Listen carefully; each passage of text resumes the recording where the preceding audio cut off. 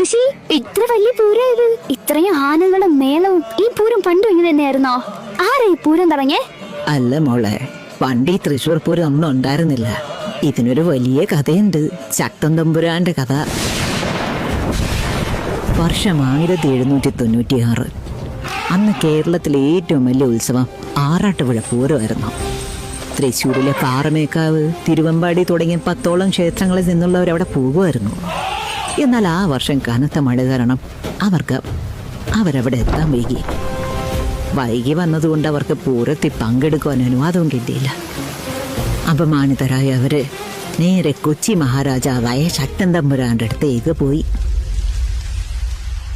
മഴ കാരണം വൈകുന്നതിന് ഭഗവാന്റെ മുന്നിൽ വിലക്കോ. ഇനി നിങ്ങൾ ആരും ആറാട്ടുപുഴയ്ക്ക് പോകണ്ട. നമ്മുടെ വടക്കുന്നാഥന്റെ സന്നിധിയിൽ ഈ തൃശൂർ നഗരത്തിൽ നമ്മളൊരു പൂരം നടത്തും. കേരളം കണ്ടതിൽ വെച്ച് ഏറ്റവും വലിയ പൂരം.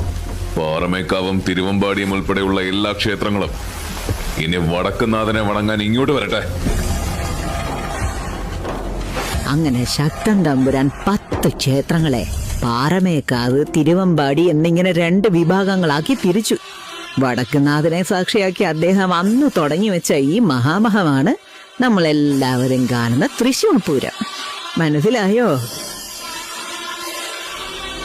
നമ്മുടെ പൂരത്തെ ഹൃദയം കൊണ്ട് ആഘോഷിക്കുന്ന നിങ്ങളെ കാണുമ്പോ അതിയായ സന്തോഷമുണ്ട്. ആഘോഷങ്ങളൊക്കെ നടക്കട്ടെ. പൂരം ഇനിയും തലമുറകൾ താണ്ടും.